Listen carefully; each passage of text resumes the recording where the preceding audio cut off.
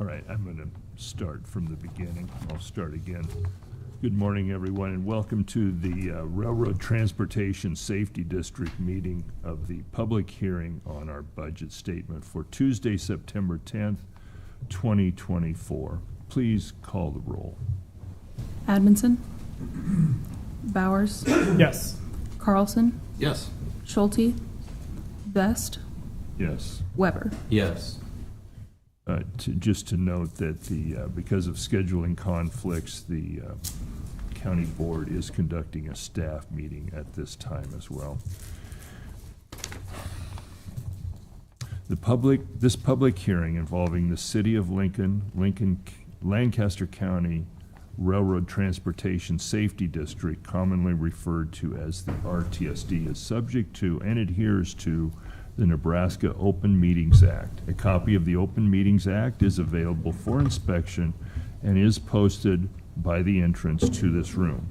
In accordance with Nebraska law, notice of the location and time of this public hearing, together with a summary of the proposed budget statement, was published in the Lincoln Journal-Star newspaper on September 6, 2024. The RTSD agenda for today's meeting was posted on the RTSD website on September 5th, 2024. The RTSD website is also available by links from both the City of Lincoln and Lancaster County official government websites. In addition, on September 5th, 2024, the meeting agenda was posted on the bulletin boards located in City Hall, first floor, 555 South 10th Street. A copy of the agenda is also available at the entrance to this room. Moving on to item number 3 on the agenda, the review of the fiscal year 2024-25 budget statement. Morning, Commissioners, board members. Roger Feigert representing the RTSD. I'll ask Tony Jarina from HBE to come up. For our public hearing here,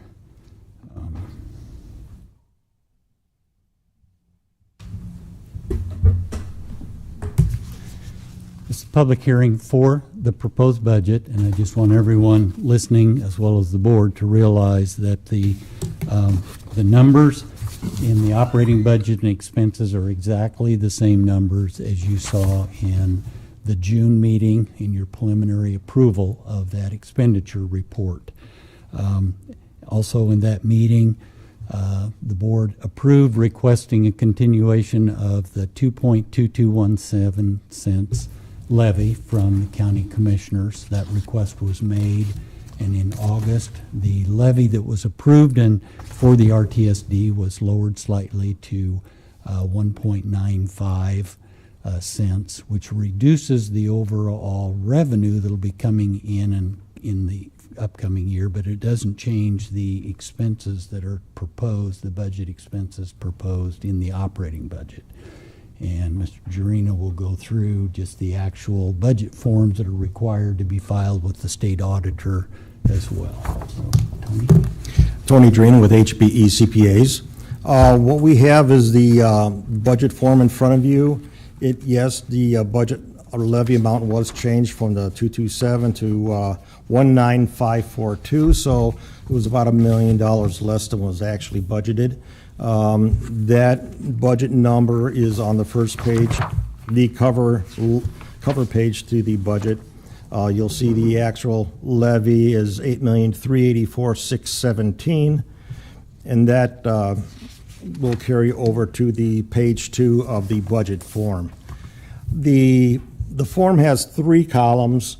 The first 2 columns on the left side are the 22-23 actual numbers and the 23-24. That column up on top says actual/estimated. That is the actual number. It is no longer estimated because we have reviewed and audited your financial statements through June 30th, 2024. So those numbers are actual, and they will agree with the audit report. In the third row is the budget column for 24-25. Revenue amounts are very similar to the prior year, except for the net amounts you see on page 6, which is the net amount of the levy that you will get.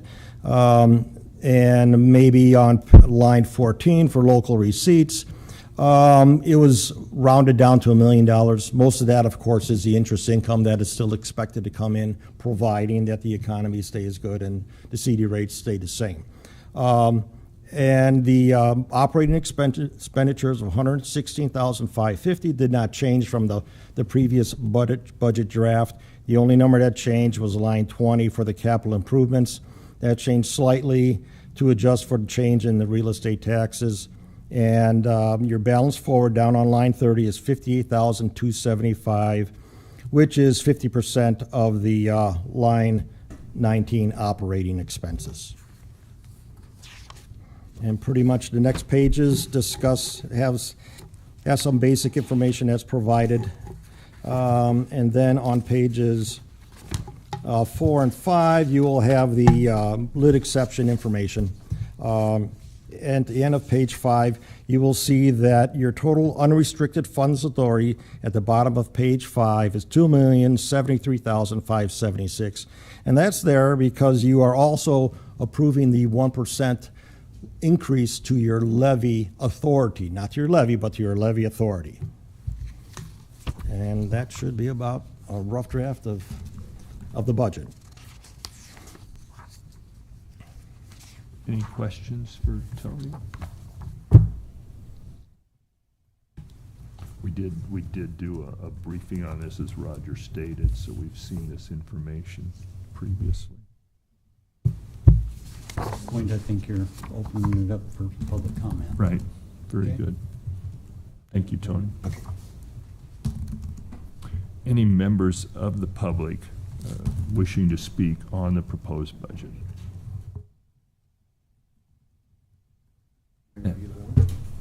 Either one. Now, the question, Roger, we just came from a county board meeting. We swore people in. This is just public comment. This isn't. Okay. Yeah, if you just state your name for the record, sir. My name is Andrew Faust. I'm with Smart TD. I'm a rail organization that represents Nebraska. I got some questions about the budget. The emergency safety and study column under construction projects, it says that there's $200,000 for the 24 budget fiscal year, and then miscellaneous engineering. Is that all applied to the entire list, or how does that go? Go ahead, Roger, if you would. The intent of those two columns are if things come up during the course of the year, an emergency, a safety issue, or miscellaneous engineering, a project that we had not planned for, those dollars are available if the board wants to send them in that direction. The individual projects that are listed or projects that are actively in process, we try to budget an actual budget number for expenditure and use that year. Okay. And then that's the same way with the city railroad crossing improvements, the $250,000 at the top of that column? And the $50,000 for the county that is Okay. budgeted annually to assist the city and county for crossings if they come up. If they come up. Yeah. Is the Hickman quiet zone still a thing? It's still in effect. It's renewed every so many years, but yeah, it's still in effect. Okay, and then I was at the last RTSD meeting, and we talked about the Southwest Lincoln feasibility quiet zone. And I think Roger said earlier in that meeting that there was like $29,000 left for a study. And then the board decided not to do the... There was some funding remaining that we had allocated for the study of the quiet zone district. And we determined that spending any more money on it, given what we had seen over the course of the 3 years we'd attempted to study it, would be not a wise use of funds. So there was an amount left. There was a remaining budget amounts in those agreements, both with FHU, the engineering consultant, and also in an agreement with BNSF and OPPD for a third party. Those were both, the FHU contract terminated on June 30th. That money just goes back into the cash balance. Okay. It's not lost. Okay. And the same with the BNSF money. It just goes back into the cash balance, can be rebudgeted or used somewhere else. Okay. If authorized by the board. Okay. Thank you. That's the only questions I had. Thank you, Mr. Faust. Any other members of the public wishing to make comment on the budget?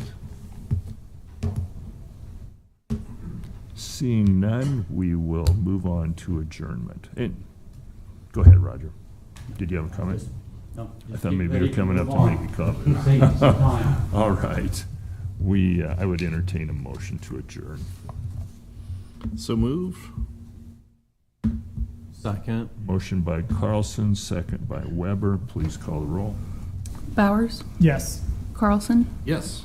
Best, Yes. Weber. Yes. Motion carries 4-0. We are adjourned. With that, we will move on to our regular quarterly meeting of the Railroad Transportation Safety District scheduled for Tuesday, September 10th, 2024. This meeting of the City of Lincoln, Lancaster County Railroad Transportation Safety District, commonly referred to as the RTSD, is subject to and adheres to the Nebraska Open Meetings Act. A copy of the Open Meetings Act is available for inspection and is posted by the entrance to this room. The RTSD agenda for today's meeting was posted on the RTSD website on September 5th, 2024. The RTSD website is also accessible by links from both the City of Lincoln and Lancaster County official government websites. In addition, on September 5th, 2024, the meeting agenda was posted on the bulletin boards located in City Hall, first floor, 555 South 10th Street.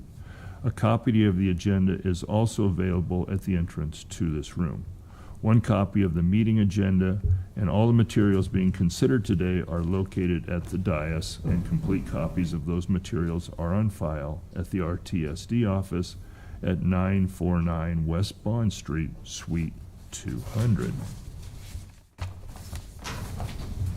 Next item on the agenda is approval of the June 3rd minutes. Entertain a motion to approve the minutes. Move to approve the minutes of June 3rd, 2024. Second. Motion by Carlson, second by Weber. Please, any discussion? Please call the roll. Bowers, Yes. Carlson, Yes. Vest, Yes. Weber. Yes. Motion carries 4-0. The minutes are approved. Item number 4, statement of financial activity. There's Mr. Nelson.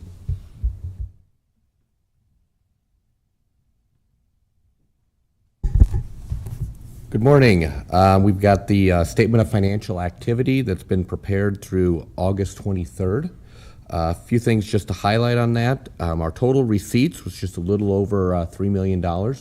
Most of that has to do with tax receipts that have been received by our county treasurer's office. The interest income line of $117,000, I should point out that that would be interest income really we'd received through July 31st. And so it doesn't include any of the August. So we're really only looking at about, one month of interest revenue in there. So if you take that out, we are pretty good shape of hitting that $1 million budgeted line that we've put in there for our interest income. Total disbursements so far for roughly the 2 months ended in August 23rd was $71,809. Most of that is going to be commissions related. As far as our cash and investments, as of August 23rd, we had just shy of $3.4 million in our cash balance and just shy of $36 million in our investment balance. Most of that is going to be CDs and that kind of thing. And just as a refresher for more for the general public, the RTSD board has made a conscious effort to be setting aside funds on a monthly basis in preparation for the 33rd and Cornhusker project that will be discussed later on today. We have had a significant number of CDs that have matured since our last meeting. Our county treasurer continues to do a fantastic job being aggressive, getting us the best possible rates. every CD that we renewed here this last quarter, with the exception of one, was over 5% still, was at 5% or more. The other one was at 4.8%. As you look down the list of CDs we currently have one CD that's 3.8%. That one renews here next month, and so I'm anticipating that we'll probably get a rate that's closer to that 5% rate. So once we've done that, our lowest CD that we're going to be earning is about 4.8%. So our county treasurer continues to do a fantastic job, getting us the best possible rates, so we're getting the greatest return on those dollars that have been invested. So We're very fortunate to have a highly competent county treasurer involved. Any questions for Kevin about the statement of financial activity? Thank you, Kevin. thank you. We would need to take action on this report. I would move approval of the report. Second? Have a motion by Weber, second by Carlson. Any discussion? Please call the roll. Vest, Yes. Weber, Yes. Bowers, Yes. Carlson. Yes. Motion carries 4-0. Item number 5 is consideration of the 23-24 audit. I'd ask Mr. Jarina to come up from HPE and give us an overall report on that audit for those years ending. Thank you, Tony. Good morning, my name is Tony Jarina with HBE CPAs. Here to present the audit report for the 23-24 year. If you have a copy of that audit report on your screen, then I'll quickly go over a few points on the audit. We provided an unmodified opinion on your audit, which means basically the second paragraph on page 1. In our opinion, these financial statements represent your activity as of June 30th and the year end in all material respects. So you can read it to get a little more detail on it, but that was part of our responsibility to give you an opinion, and our other responsibility was to perform the audit in accordance with government auditing standards. Even though we have performed an audit and physically prepared these financial statements, you need to remember that they are still your financial statements. They are your responsibility. If you'd like to get a little more detail about this audit, you can briefly go over the headings on for each paragraph there in the report on pages 1 through 3. But beginning on page 5, I'll briefly go over some highlights of each page there. On page 5, the cash and investments, which are a lot, are all insured or collateralized by FDIC insurance or similar collateral programs. There were none that were uncollateralized. The type of assets on page 5 really did not change from the prior year. And the total assets increased approximately $10,300,000 from the prior year. Liabilities increased only $1,500, so therefore your net position, it still rounds out to being about $10,300,000 for the year. On page 6, which is the statement of activities, increase in the general revenues for the year was about $2.6 million. Two factors that contributed to that. One was the increase in real estate taxes of about $1.6 million, and the investment income coming in at about $960,000 for the year. Total expenses decreased by $54,000, and that was due to a decrease in construction project costs for the year. On page 7, which is the balance sheet, which is kind of a modified statement of net position, there is a deferral for real estate taxes of about $350,000 because on this basis of accounting, we have to defer taxes that are going to be expected to be received after 60 days from year end. Other than that, there's really no difference than the other statement of net position. Starting on pages 10 through 14, we have the notes to the financial statements. They're an extension of the information previously reported on these prior pages.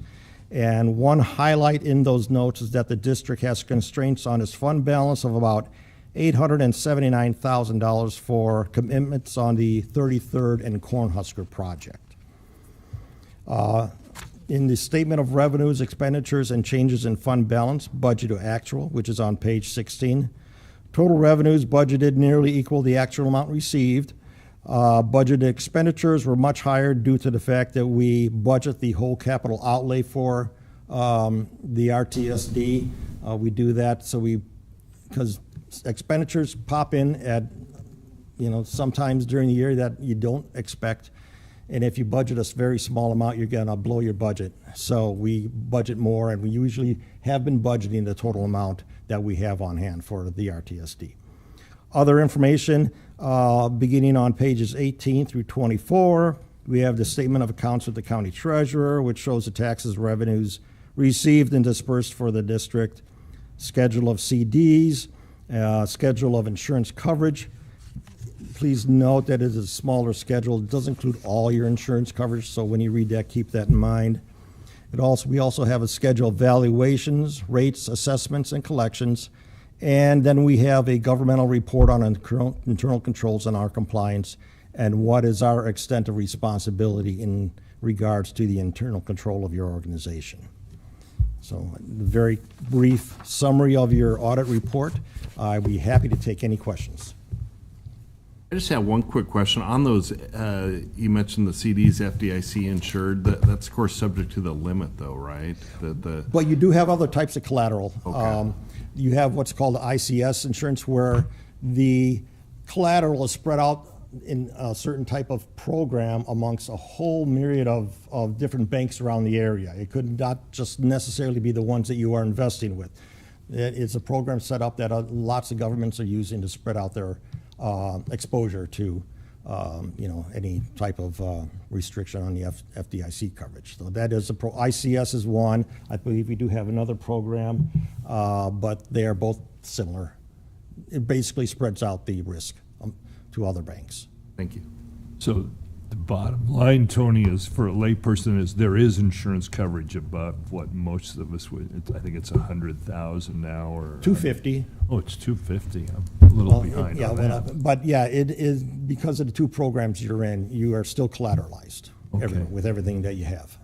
Great question, Justin, because I was wondering, I was looking at those numbers going, well, that's a lot over the limit. No, it's more than just FDIC. Okay, great. Bill's rising. Bill Cudel at Crosby Gunsel Law Firm. I can weigh in on that just a bit. The ICS are for time deposits for our money market funds, and then there's a CDARS agreement, type of agreement as well. Those are through deposit placement agreements that the RTSD would enter into with the local financial institution, which then spreads those funds that might be above the $250,000 amongst multiple banks in order to achieve under the federal limit of the FDIC insurance at $250,000. Good. Okay, great. Any other questions for Tony? Or Bill while we got him? Thank you. So this is listed as a draft audit, but in conferring with Mr. Jarina, we don't anticipate any changes. So I might suggest a motion to approve this audit as a final, provided there are no changes. Make that motion to approve the audit as submitted. And I'll second. Okay. Motion by Carlson, second by Weber to approve contingent on no changes. Is that fair, Justin? Correct. Please call the roll. Weber, Yes. Bowers, Yes. Carlson, Yes. Vest. Yes. Motion carries 4-0. Item number 6, report regarding current budget status. Roger Feigert again. We're fairly early in the budget, and the cutoff dates on there were August 23rd. I would simply say we don't have any concerns at this point in time with budgeted expenditures. In the operating budget, we've spent about $3,300 in legal services, and we've also paid for a portion of the audit. And in our capital projects, there was a little less than $4,000 that's trying to close out the Southeast Lincoln Quiet Zone project Those expenditures came in after the start of the new fiscal year. And expenditures for 33rd and Cornhusker as we've continued to move ahead on that. So it's just a general report of where we are. Again, I don't see any issues or concerns at this point with the budget as we start this year. Good. Any questions for Roger? Very early on, but so far so good. Item number 7, consideration of the 24-25 budget. So I might ask Mr. Girin to come back up. We've had the public hearing. He presented and explained the budget to you at this point in this meeting. If you've got other questions or Tony wants to add some other comments, this would be a time to consider whether or not to approve formally that state auditor's budget that needs to move ahead. Tony? Yeah, this budget for the year, process was not very much different than the prior year. The only real big difference was, we're auditing a lot more for the interest income for the year. And we went down a little bit on the rates for the year, so not too many changes. Gentlemen, questions about the proposed budget? And I must add, the number that you are seeing is the amount that it was allowed by the county. It's the same exact number. Those scoundrels. All right. I would entertain a motion we want to approve this now, Roger. Okay, I would entertain a motion to approve the budget for 24-25. I'll move to approve the budget, 24-25. And I'll second. Motion by Carlson, second by Weber to approve the budget. Please call the roll. Bowers? Yes. Carlson? Yes. Vest? Yes. Weber? Yes. Budget is approved by a 4-0 vote. Thank you, Tony. Item number 8, consideration of master interlocal agreement. Mr. Kudlow. Good morning. Bill Cudel at Crosby Gunzel Law Firm, outside counsel to the board. And what this particular item is, let me step back for those new on the board. Historically, when Roger has been approached by city to assist or seeking assistance with RTSD funding for some crossing improvements, those are addressed through an interlocal agreement with the city. And several years ago at this point in time, in an effort to gain some administrative efficiencies, instead of doing it on a project-by-project basis and new interlocal agreements and having to go not only before this board but also for city approval, there was an effort made to create a master interlocal agreement. That was an annual agreement that established certain conditions upon which the RTSD would participate in funding. It would be subject to certain limitations and certainly subject to the budget limitation that's identified in the budget that you've just identified and approved, $250,000 for the next fiscal year.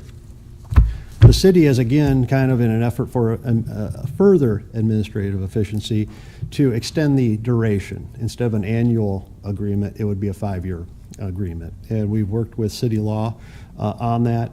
It still establishes budget limitations, and my concern is not to tie the hands of this particular board's discretionary function in the future, that it's always going to be subject to a budget limitation in future budget years, whether that's $250,000 again or whether it's some lesser or greater amount. So with that, I'd offer any questions or ask if you have any questions. No, the value of this, Bill, is that, we're going to do this agreement with the city. In the past, we've done it every year. Now, instead of renewing it on an annual basis, we'll know that for 5 years this agreement's in place. If there's a reason to change it during that time, will future boards have the opportunity to make changes, or? Well, certainly this board, which would be the funding mechanism for this crossing to the extent that there's railroad-related improvements, would be subject first to the budget limitation, but also there's a 60-day exit termination provision in the agreement by either party as well. Yeah. not foreseeing that, but it just, we want to be careful about, as you pointed out, tying the hands of future people sitting here. Our control really is about the budgeting mechanism, then how much we put in that item will determine the limits of support given to the city. Okay. I just have a quick question. So, in terms of what you said, that there's an exit portion there. So, like, if the city council by a vote then voted to exit out, then there's still an exit opportunity there for the city to then back out. So, I mean, this doesn't really bind anything to anything. I mean, it just says that the agreement that we do every year is still available for 5 years. But if the RTSD wants to change it, or if the council wants to change it, then the option's still there. So it's not like anything's concrete. Yeah. That's correct. That's correct. And also, there is some showing of the project by the city and the railroad to our executive director to confirm that these are truly crossing-related expenditures. And it has a mechanism there that if he doesn't approve it, or if our executive director does not approve it, it's not going to be subject to this agreement. If this agreement goes away, we and the RTSD wish to participate in future crossing projects, it would just go back to the old project-by-project agreements. Gotcha. It really does simplify the process for everyone. We would have an annual discussion in March and June when you look at the draft budget and a budget, the money being proposed in there and potential projects and activities that would come up. So, Is this something we need to approve then, Roger? yes, I would look for a motion for the board to approve and authorize the executive director and the board president to sign that agreement. Then it would need to go on to the city council for a resolution. That's how interlocal agreements are approved. So your approval or authorization today, and then we'll send this on to the city for their execution. Well, I wonder who's going to make this motion. I'll go ahead and move to accept the interlocal agreement as presented for the 5-year contract term. And I'll second. Motion by Carlson, second by Weber. Any further discussion? Please call the roll. Carlson, Yes. Best, Yes. Weber, Yes. Bowers. Yes. Very good. Item number 9, report of projects and crossing updates. Okay, to start off with, we'll ask Chris Humphrey to come and give an update on 33rd and Cornhusker. Do you want the paper now? Yeah, good morning. I'm going to talk to you today about 2 major items that we are working on the project. The first is the public hearing that we held last Thursday, and the second is the RCA, our Railroad Crossing Elimination Grant Program. So, Roger, thank you for carrying this over. So we have been talking about the environmental document for quite some time, and this is a visual representation of how many pages is in this environmental document. So this is on the project's website, and we also have hard copies at various places around the city. So if you are looking to get a deep dive into the project, I recommend anybody going out to the website and pulling it up. It has a lot of good information about the project and everything that we have studied in terms of alternatives that we've looked at, environmental impacts that we have identified, and the mitigation strategies that we're doing if we did find an impact for it. So. But we did have a good public hearing last week, so it was held at the Country Inn and Suites on North 27th Street, and we had 119 people that signed in. There was some people that we didn't capture. There was other people that were with that, so I'm going to guess it was probably in the range of 170 plus people. All the seats were filled, and there was people standing around the sides of the room as well. So this was a formal public hearing. It's a little bit different than the public open houses that we typically hold. So there was a court reporter there. We had a formal presentation, and that was followed by public testimony. And we did have 8 individuals that came up to speak at the public hearing. We also have other avenues to it. We do have a comment sheet that is available on the project's website. And I also have copies in the back of the room. If there's individuals here that would like a comment sheet, we are asking that all of those comments be formally submitted by September 26th. Then we will respond to those comments, and all of those comments will be incorporated into the environmental document. So it'll grow just by a little bit more. All those responses, the final environmental document will then be reviewed by RTSD, Nebraska Department of Transportation, and ultimately Federal Highway Administration. So we are hoping that the decision document that is issued will come in the spring, and hopefully that will be in the form of what we call a FONSI, which is a finding of no significant impacts. So if we get that FONSI, we will be able to move forward with a final design and right-of-way and construction. If we do not get that decision document, if we go another time, it's just going back and kind of fine-tuning and seeing where we need to mitigate or look at some additional items of whatever comes up. But so far, we haven't had anything major through the comments that we've received. We have received some comments through the website and some hard copy comments that we received back at the public hearing. So, so far, it's positive news. It's just kind of some of the comments that we have received are anticipated kind of access issues to individual properties and such as that. Are there any questions about the public hearing or? I think, Justin and I went to the public hearing. I think Benny was there also. Well, and you were there too, and Brody was there in spirit. No, I was surprised that with how packed that room was, to only have 8 people speak, I thought was interesting. And I think like half of those folks were talking about Dead Man's Run. Yeah. And asking for hearings on that. And for the record, I've had 2 public meetings on the Dead Man's Run over the past year, which had not as robust of attendance as the 33rd and Cornhusker project. So, no, I thought it was a very well-run thing. I'm surprised that so few people spoke up, but I mean, people knew about it. There was a ton of people there, so I think that kind of shows the community's interest in getting information, and I don't want to say lack of concern, but I think people support. You know what I mean? Because it's not like people were coming up with, throwing tomatoes. Mm-hmm. Yeah. Which is kind of rare for a public hearing sometimes, I feel like.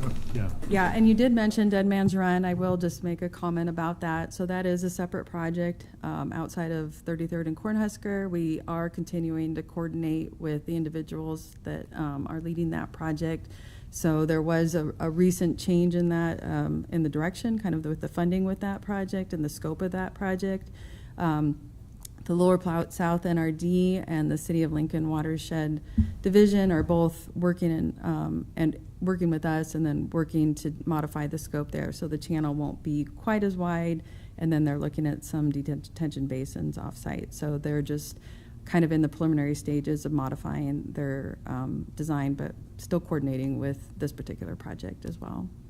So. The other thing that I wanted to mention today was the RCE grant. So we do have. Let me go back to the hearing one more minute, Chris, because Justin, you were present. Any thoughts? Or? I just had one maybe quick question, and I'm assuming the concerns from some of the business owners, will that kind of be flushed out in some of the final design plans to some of those access issues, and is that kind of the thinking on that? Yeah, typically the way that these projects kind of develop, or all of the access issues, we'll work with them during final design, and then kind of moving into the right of way. So we had decided early on that we weren't going to acquire any access rights along Cornhusker Highway. So there was one individual in particular that was asking, if they could get access off onto Cornhusker Highway. That's definitely something that we'll investigate and look at. Each property is unique, and we will kind of take those as we work with those different property owners. But it'll primarily be in final design. We will respond to each of those comments. It'll probably be more of a generic response at this time, until we're able to get into the actual final design and take a deeper dive into kind of the analytics behind everything. Thank you. Yeah. And just to, I don't know, and I I don't know, just kind of throw this out there also. You also mentioned that like at the public hearing that like this was even one of the most dangerous intersections identified by the state, right? Or can you talk a little bit about the need of the project and just, we've been talking about 33rd and Cornhusker for so long that sometimes I think that like the need and like the very real danger to the public sometimes gets lost in the technicalities of, the environmental study. And I think for folks that may not live near 33rd and Cornhusker, may not fully understand and appreciate the risk that this poses and the interruption to transportation. Yeah, so there's about 20,000 vehicles a day that use 33rd and Adams Street traffic combined. And so since we're kind of combining all of those into one intersection with the Adams and 33rd Street to have one bridge that goes over the railroad, when we multiply that by the number of trains, which is between 45 and 65 trains a day, that number is what typically is used when we're talking with the state about funding, and then when we're also talking about exposure, so the trains and the vehicles intersecting each other. So those two numbers combined, the number of vehicles multiplied by the number of trains, is one of the highest exposure factors in the state of Nebraska. So that goes back to show that, this is a very important project for City of Lincoln, Lancaster County, and also the state of Nebraska. Typically, that number needs to be higher than 50,000 in order for us to be eligible for state funding for an overpass, and our number is like over 1 million. So that kind of gives you a scale of, how big this exposure is between the vehicles and the trains. And so, working with public safety, there's a fire station right down the street at 33rd and Holdridge. They can't even use this crossing that's just over a mile away as a primary route because trains are blocking that track up to 3.5 hours a day. So our Star-Tran route doesn't have any buses that cross there, again, because it's not reliable service. So, going back, in addition to the safety, upholding the mission of the board's mission statement, we're also looking at improving the mobility, reducing congestion, reducing the delay in the area, improving access for those emergency services and our transit services as well. Yep, great comments, gentlemen. Brody, anything you wanted? I appreciate that both of those are very important points, and we don't want to lose sight of kind of the North Star here on why we're going to all this effort. I guess I would just add that I was a little bit surprised by the business concerns. I know we've had, as was pointed out, we've had meetings before, but not a hearing like we did. And were we aware of that difficulty that we were causing those businesses on the north side of Cornhusker? Is that something that's been discussed, Chris? We've had some discussions with some of the businesses that talk about it, but I call this kind of a marathon project, and so now we've had the public hearing, and that kind of sets the clock for entering into final design. So I think the comments that we heard at the public hearing and that we've received in written comments through email or through the hard copies, that I think this was the appropriate time, and it was an anticipated time that when we start getting into those fine tuning of those details, like access, like once we get the decision document from the environment, we'll have a little bit more control over the schedule. Our critical path will still be right-of-way acquisition because we do follow the federal regulations, with the time frame and giving enough time for negotiations for that. And then just working through things like access and just making sure that we have those conversations with property owners, business owners, traveling public through there, and getting into those really fine details for it. Appreciate it. So it sounds like this was the right time to start considering some of those issues, and we have a very particular group of business people there that we will be dealing with. So I'm glad to hear that it wasn't something we missed or maybe might have known earlier.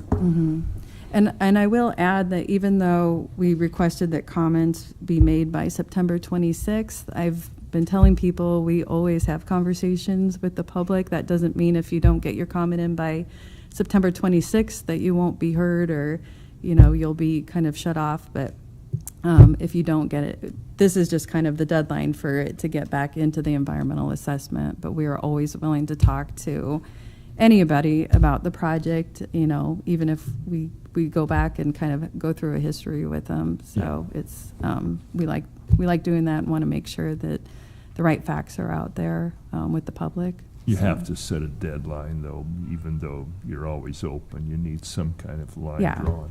And- Well, let's hope we don't need to add another ream of paper to the doc. Yeah. forward. And we'd love to come out, to one of your monthly meetings as well. If you can fit us in the schedule, we can come out and talk to your group. So- Yeah, I'll have Tammy reach out and set up a time. Should I just have her email you or Roger or? Yeah, either. You can talk to me. Okay, then there's a federal application. Now we can talk about money. So we do have the Railroad Crossing Elimination Grant Program that we'll be submitting for. So this is the grant that we submitted for last year that we weren't successful, or 2 years ago, I should say. So we are resubmitting for it. Because of inflation, the project costs have gone up a little bit. So our total project cost, so this includes everything from the beginning of the Pell study until final construction, is about $120 million. And the grant that we're going after, this is an FRA grant, is $66.7 million that we'll be requesting. So based on the last time, we're anticipating that we'll probably hear back from this program sometime in the spring if we were successful or not. So, and we will be submitting this next week. So it's due towards the end of the month. It sounds like we've had a lot of groups join in support in this year's application that we didn't have previously. Yes, we have a lot of letters of support for the project, which is very positive news. So. Did we get BNSF to be involved with a letter of support? Okay, I was going to say, it's a work in, yeah, Fair enough. it's a work in progress in case. Work in yeah. progress. Very good. Are there any questions? Okay, thank you.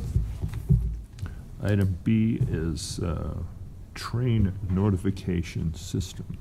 Kind of set the stage for this before Dr. Katak comes up.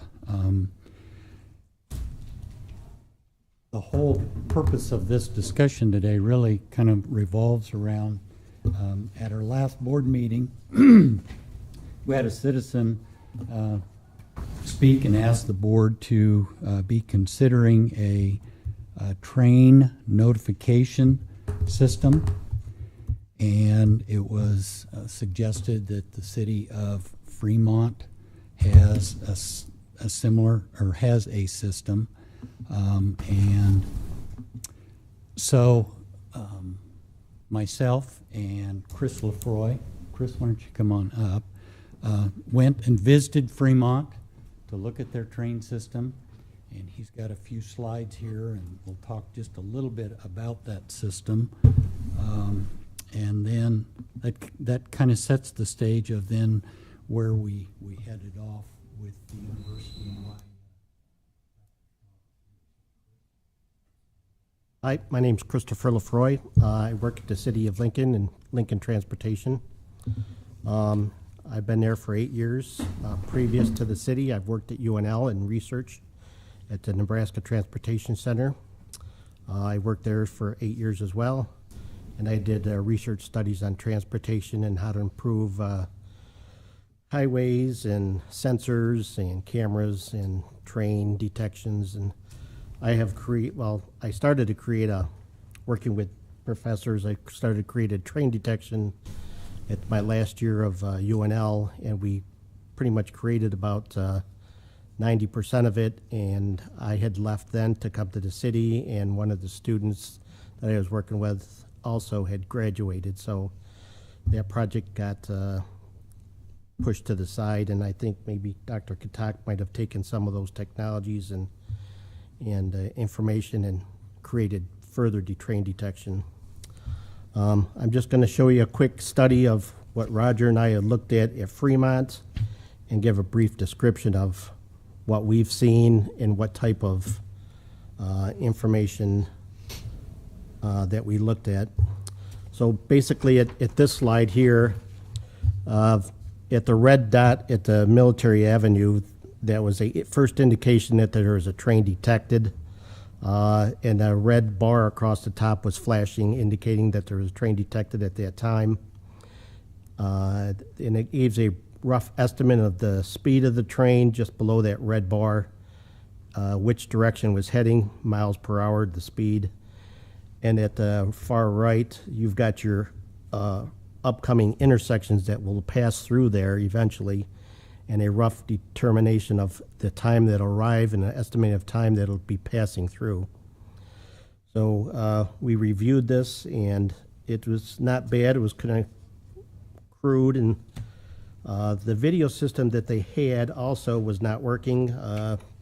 Their technology had gone away with the they had the camera on board at the intersection, and the technology they used was Flash Player, and that has no longer been supported. So their current existing system does not support live video stream, so you really can't see if there is. There's also been an incident where their detection system was down for 3 months, and they didn't even know it was down. No one notified them or anything, and so that was kind of a liability, I thought, that some passerby called them and said, hey, your system's not working, and that was it. It's like, well, that's not good for us either. So Roger and I went out there and we looked at the type of system that it had. And on this page here, it kind of shows what the train entering the south with the flashing notification. The middle one shows that the train with the detection and speed and estimated departure time, and the far right one has the train exited the corridor and all is green. On the next page, it's just like the indication that I had mentioned before, that as it goes through the intersection turns red with these boxes on the right to show the estimated time and when they pass through. And I think this is the video. This is the video that I recorded. And it shows the train passing. As you can look at the dots passing through it. Now it's at the intersection of Linden Street. And the boxes should be changing. I didn't see those change much except for as the train passed. So I still think there's a few glitches in their product. This is kind of a slow video. It's a little time consuming, so I'll kind of speed it up here if I could. Yeah, there we go. About this.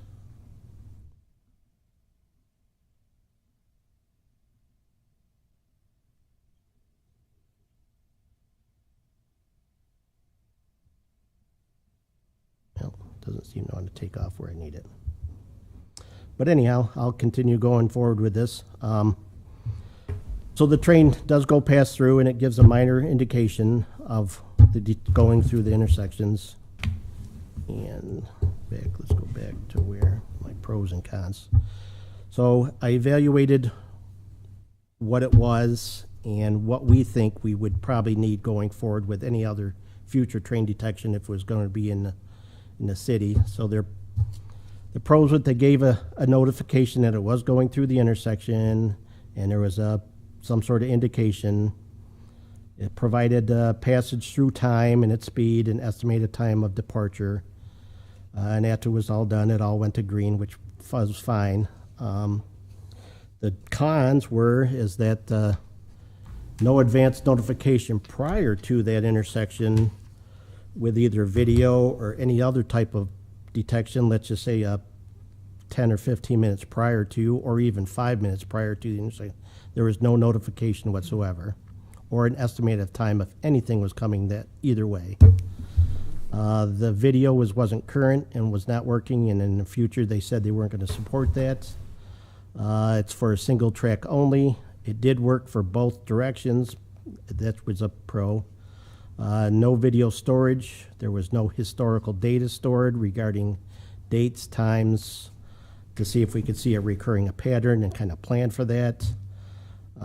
There was no app or geofencing notifications to alarm nearby personnel, like if you have Waze, if you come upon railroad tracks, it would say railroad tracks ahead.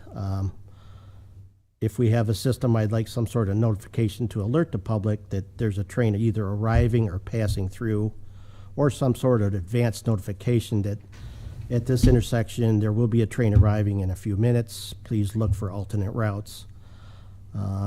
Also, this was only a web page only. You would have to be either on your phone to see if there's notifications or any indication that the system had. So that was not relevant to us, that we would like some sort of public notification or a message board communications for advance notices. And so we didn't think that was very good, so I have worked with Dr. Katak at the UNL in research, and I think we could come up with a better system and kind of give it a test down at Highway 2 at the intersection going to Nebraska City. So is there any questions? I was a little nervous and going quickly, but that was fine. Thank you very much for your involvement. So again, that's setting the stage. The RTSD had also received a letter from 2 state senators encouraging the RTSD to look into this technology and use it. So at this point, we weren't overly impressed with the Texas A&M system in Fremont, and we did meet with Dr. Katak, and we talked about possible proposals. So at this point, I'd ask him to come forward. This is Dr. Emil Katak. He's the professor and director of the Mid-America Transportation Center, Department of Civil and Environmental Engineering at the University of Nebraska-Lincoln. It seemed only appropriate that we ought to be using the opportunities to work with our own university rather than someone in Texas. So, Emil, you come and talk a little bit about this. Sure. Thank you very much, Roger. My name is Amal Khatak, as was said. I've been at the university for 24 years. So we'll get started. I've got a brief presentation, and I'd be happy to answer questions after I get done. Just by way of background, safety at rail crossings, I think, remains a nationwide concern. Nebraska experiences anywhere from 30 to 50 crashes per year at rail crossings. We do have detection systems that get deployed at rail crossings. These can alert highway users to the train presence. Some of the potential advantages include improved street network efficiency in terms of moving traffic, motor vehicle traffic. That is, if drivers divert to alternate routes or change their travel times. Also improve response times for first responders. If the information is provided to first responders, they can perhaps take alternate routes and respond to whatever they need to respond to quicker rather than having to wait for the train to pass.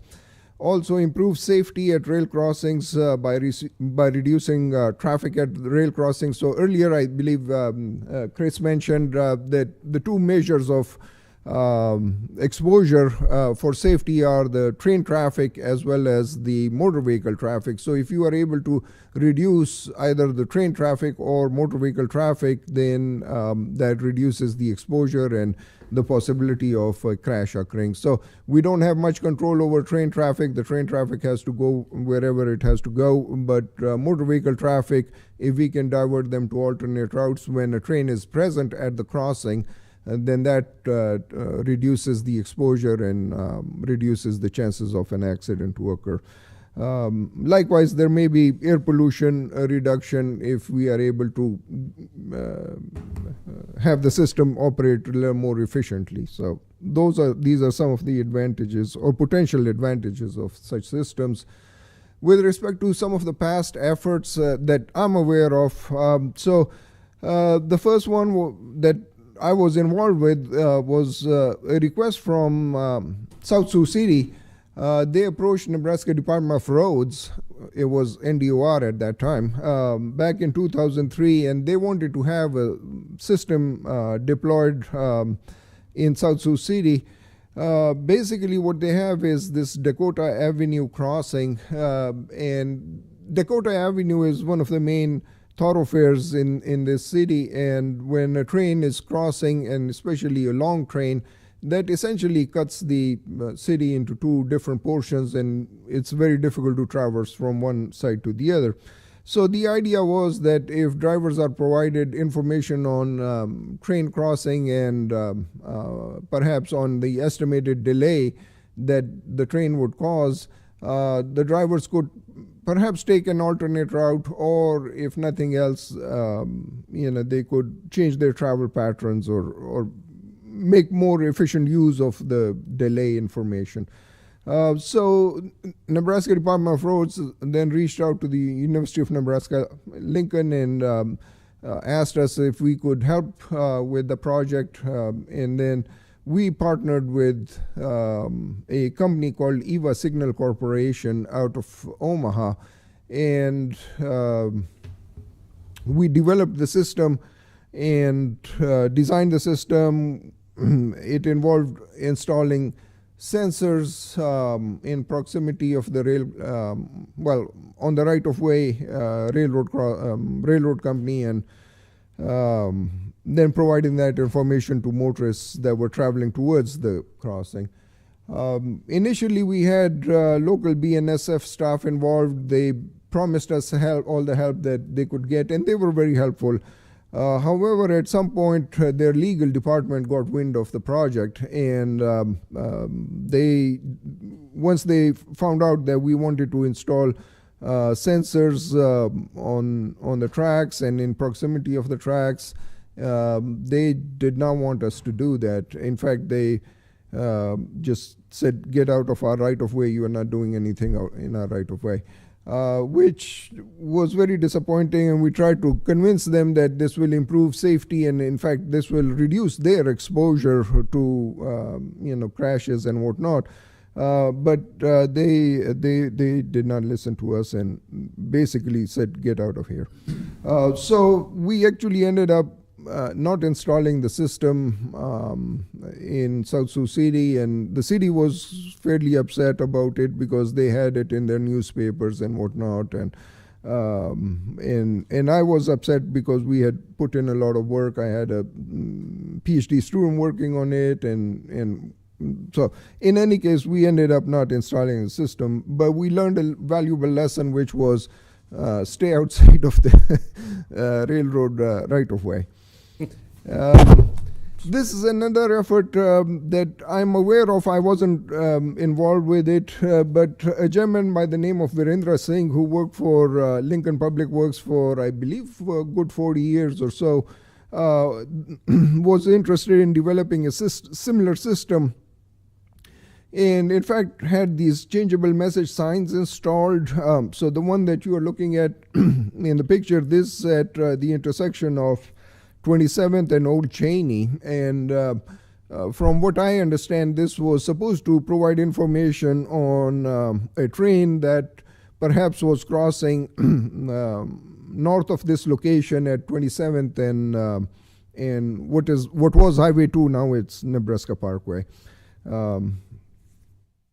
However, I don't think that these were ever operational. I haven't seen a message displayed on this at this location, especially related to a rail crossing. In any case, this was back when trains were using the track, and then in between, as we know, the trains stopped, and of course now they've started back again.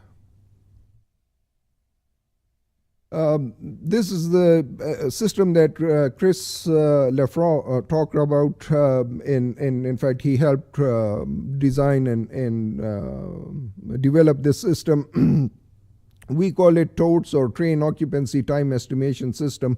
We started around 2016 and worked until 2018. But basically, again, this was a system that would detect trains outside of the railroad right-of-way.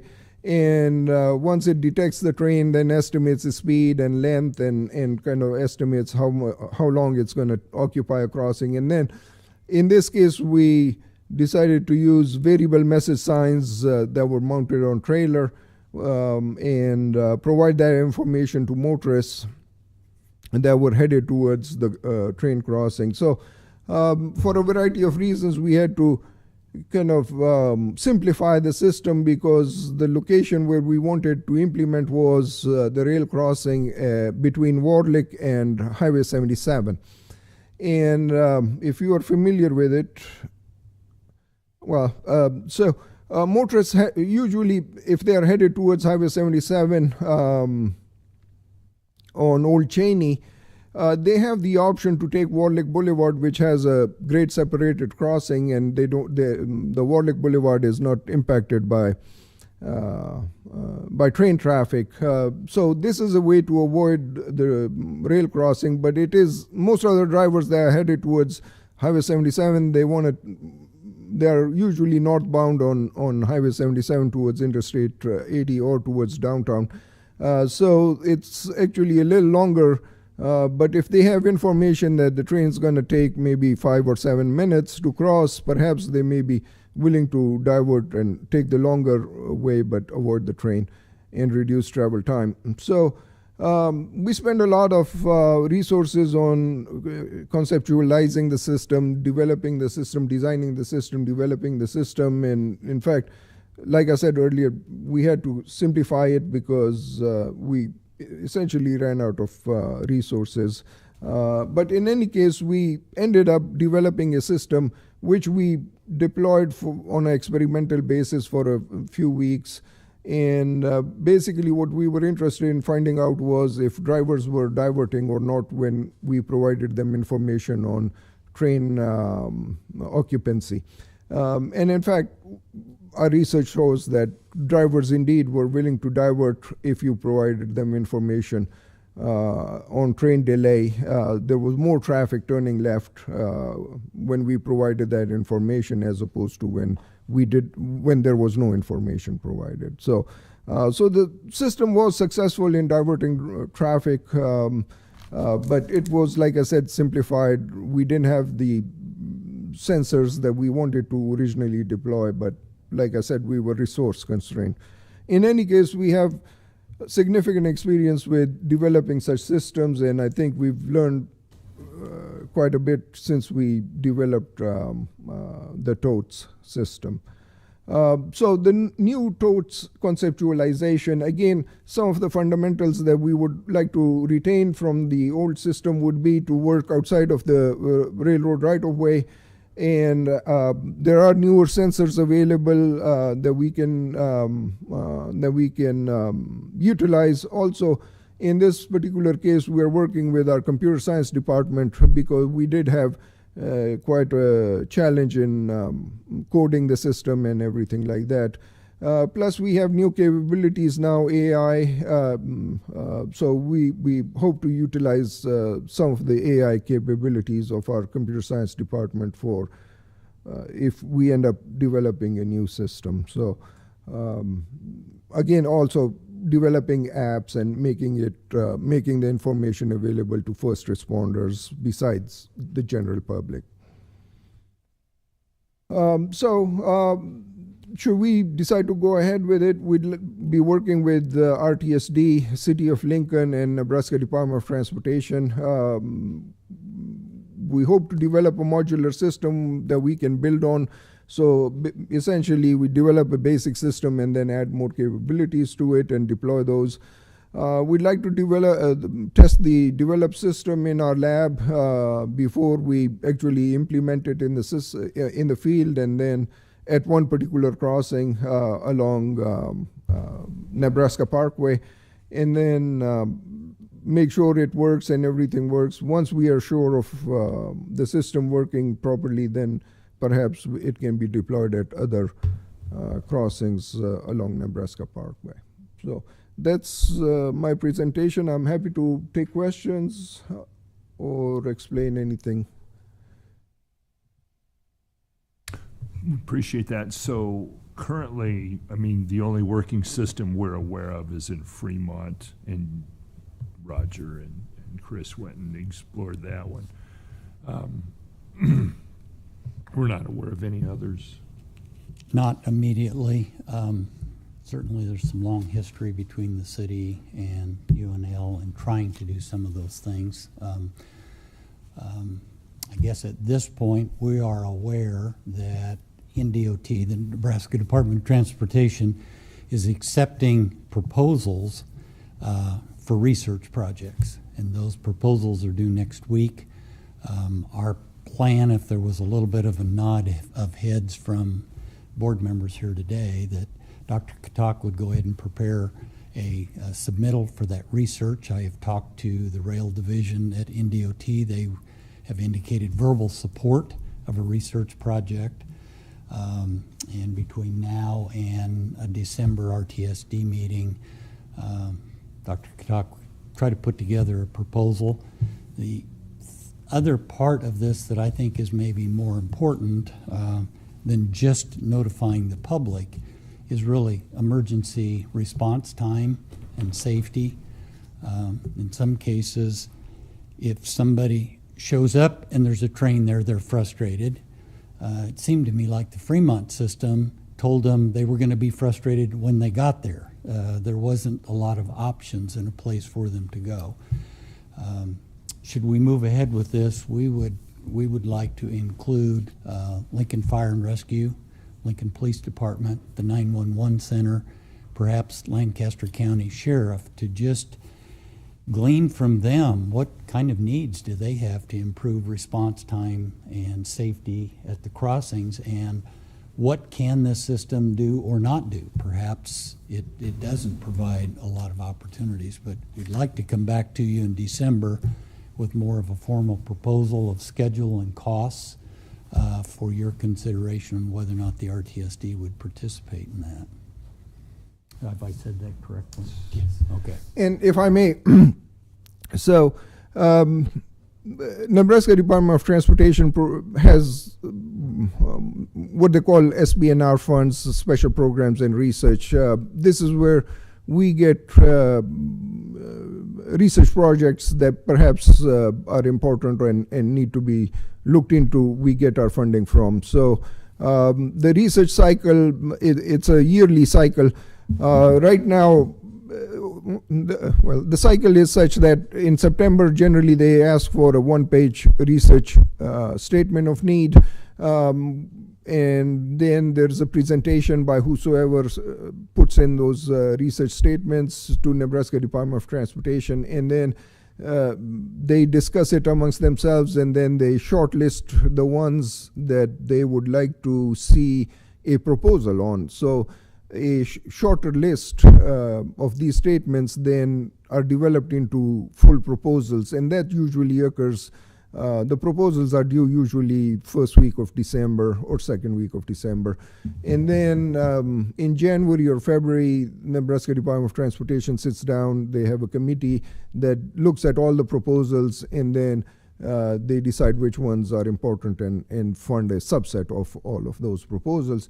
If it gets funded, the work starts in July of that year. So it's September through May is the assessment process, and usually we find out in May if the project was funded or not. And if it gets funded, then July 1st is usually the start of the project. And generally the duration is about 23 months for these projects. So I maybe overstated, not necessarily a decision in December, but progress on a proposal and perhaps whether that proposal was accepted for further consideration.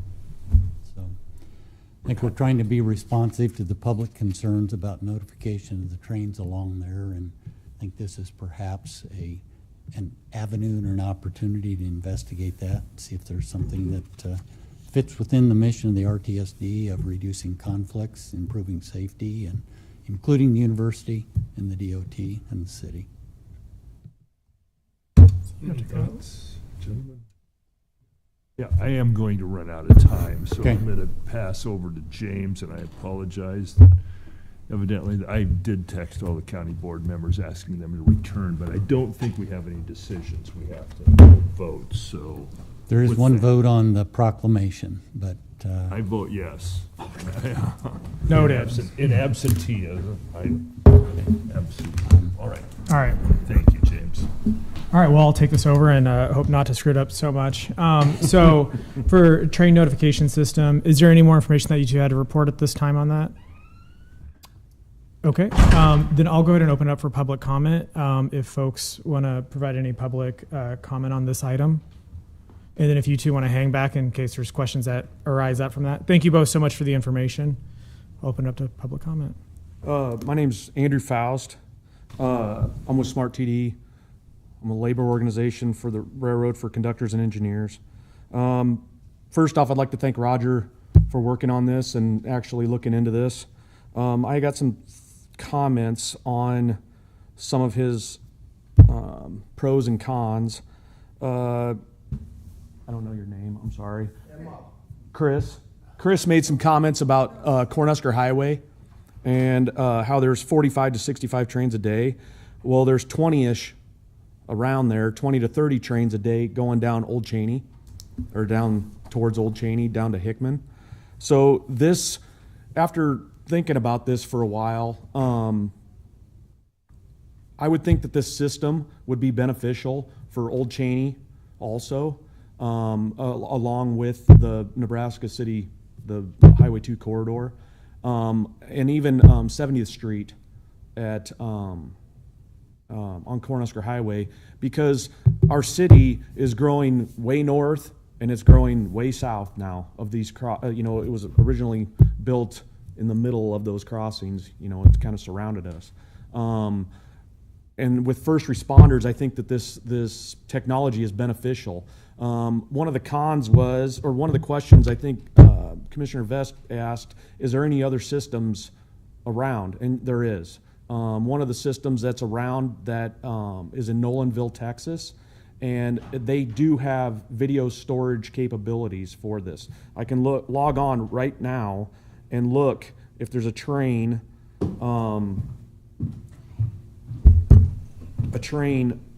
present in the crossing. I don't know if you guys can see that, but that's the video of it. And then there's storage, and it tells me how long that the train occupied the crossing for 8 minutes, and that was, it tells me the time and the total, the amount of time, end event, and that monitors dual mains. So there's two main tracks right there at that. This technology was developed by Texas A&M Transportation Institute. That's who I've been talking to. The cost of one crossing would be around $20,000, they told me, and that was maybe high. And then the city's responsible for maintaining that. The problem with Fremont is it's a good technology to start with, but it was developed about 6 years ago. So this is how far they've come. Like Fremont was a start, and Nolanville, Texas is where they are today. So I appreciate UNL wanting to be involved in this, but what is it going to cost the city? I mean, we're already talking to cover the Nebraska City corridor would probably be around 10 crossings. So we're talking on average about $200,000 to get the technology up and going. To develop the technology, to test the technology, are we talking 2-3 years down the road? I just don't want to, I mean, with the money going around, the talks about people paying more taxes and stuff like that, I don't want people to do that because I'm one of them. I don't want my taxes to go up because we want to study when the technology is already available. And And the thing is about Texas A&M is they are the consultant, and then they find us the contractor that would put in the technology. Some other notes I took.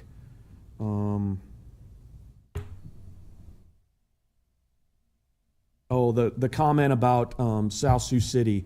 BNSF, this technology is not on BNSF property. It is owned and is on city property. So they attach it to like a light pole, and then that's the camera. The city owns the camera and the technology that monitors the crossing being occupied. BNSF will never allow you to be on their property because, and I know the answer to this is because then we can track how long they block crossings, and then they can be fined by the FRA. There's a regulation about that. So that's why they weren't allowed on South Sioux City property with BNSF. So I appreciate your guys' consideration for this, and I can help out anyway. So, Are there any questions for Mr. Faust? Okay, seeing none, thank you so much. Anyone else that would like to provide comment on this item? Okay.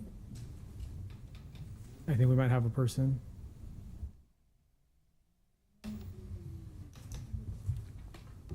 I'm Earl Visser, a resident of 3646 North 48th Street. That's Fremont and Cornhusker Highway. I'm out of touch on whether this is appropriate because I'm addressing the 33rd or 35th and Cornhusker RTSD program that's being proposed. I'll tell you what, if you're talking about 33rd and Cornhusker, let's hold off until we get to the public comment section after we vote on the proclamation. Just that way we can kind of keep the conversation a little structured. I needed that instruction. Thank you so much for coming out. Yeah, don't go too far. Mr. Feigard? Just a couple of other miscellaneous items, 9C, just we'll continue to work on the notification system and probably put in that proposal and then just advise the board as well as paying attention to comments from others. Omaha Public Power District came in and replaced the crossing on South 70th Street here a couple of weeks ago. The existing crossing was pretty dilapidated and settled and was low. We've received a number of complaints. They replaced the rail and the ties. They purposely set the new crossing a little higher than the roadway because over time, as the train cars run, the tracks settle.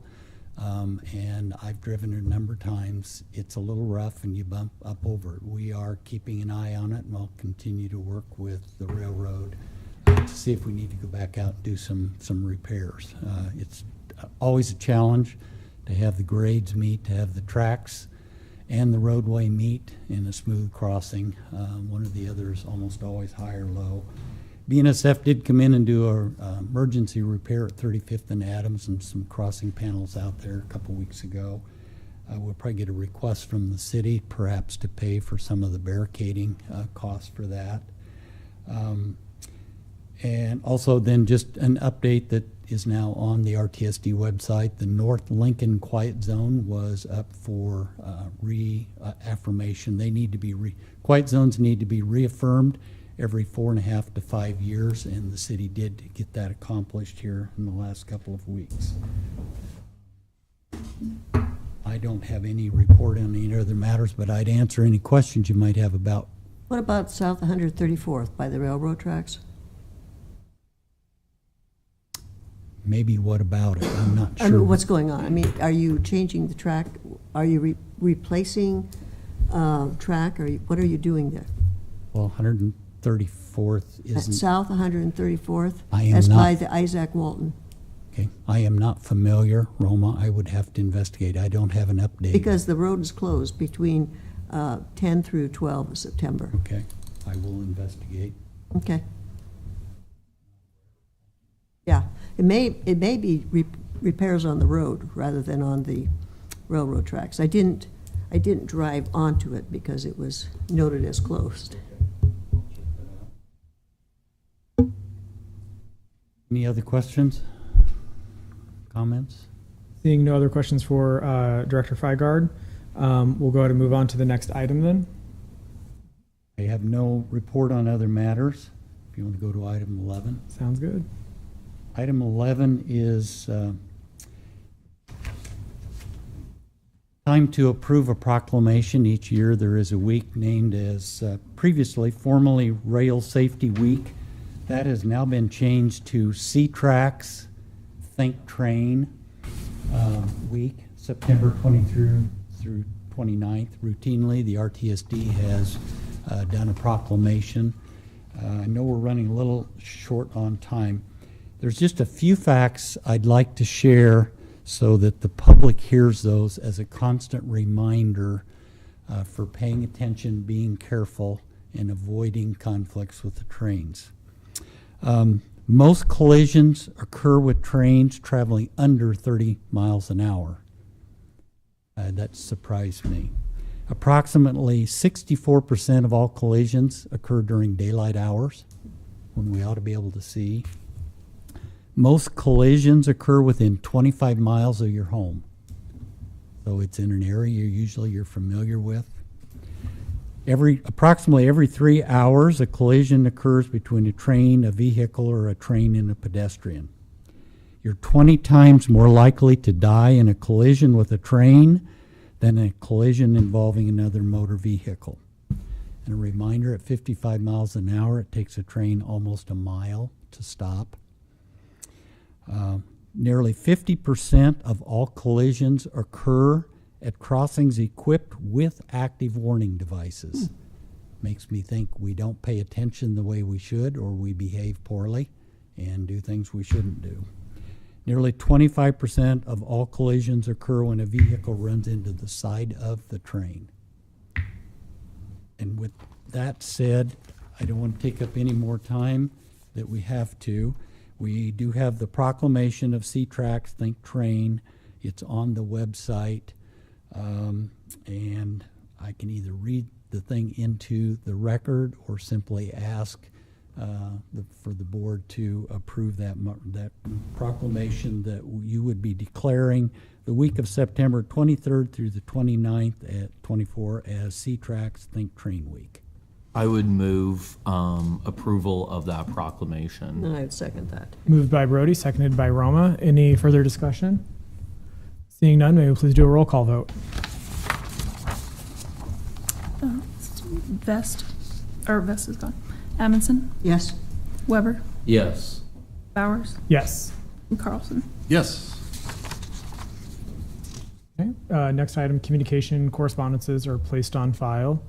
So then, did you have anything you wanted to add to that, Roger? Okay. So then we'll open it up again to public comment for other items. And I believe that we have a gentleman here to come and speak about 33rd and Cornhusker. Thank you so much for coming down. Right. Again, I'll introduce myself as Earl Visser, 3646 North 48th Street, which is Fremont and 48th and Cornhusker, regarding the 33rd and Cornhusker and renovation as far as the report that was started in 2015 and was given here just the other day. My first experience was at that event, and I only had one question to ask, and Roger had given me great information, and we were very well presented at that public meeting. The question I had was, there was no mention at this meeting regarding traffic for building the viaduct proposal regarding the expenditure that was published was $75 million, and now it's up to $116 million as to traffic, because the 4-lane part of it stops at Huntington and Cornhusker with no tying into the circumventual Superior or anything at this point. And I was suggesting that a closing of Adams going east with a simple barricade and no access, and everyone would be aware that that would be closed from now on. And then the other thing was the access going west would be closed at Adams on the other side of the tracks, because there's already an access going south for transportation, local transportation. And I'm asking that it be reported either in the study and I be contacted at 402-730-1075 if there's any reason why a simple closing of that could be stopped and allocation of funds going to other areas. Thank you for hearing it. Thank you so much. Are there any questions for this testifier? Okay, I'm just looking at Chris and Roger to see if someone would be willing to follow up with the contact information that he provided and make sure that we can fold his comments into the formal record. Great. Any other, and just for the record, I see I see head nods from Roger and Chris, so someone will be following up with you. Any other further public comment? Okay, seeing none, that concludes item 13. We'll move into item 14, which is adjournment, and I would ask for a motion to adjourn. I'll make that motion to adjourn. Second? Moved by Brody, seconded by Justin. Any discussion? Seeing none, may we please do a roll call vote? Weber, Yes. Bowers, Whoa, hold the phone. Is this your last RTSD meeting? No, I think there's one more. One in December. One in December, isn't One in there? December. Okay, well then we'll hold off. Oh, Okay, we'll we'll hold off on that. Sorry, I apologize. Have to bring the cake. Can't skip December. Oh. I apologize. Bowers, Yes. Carlson, Yes. Amundson. Yes.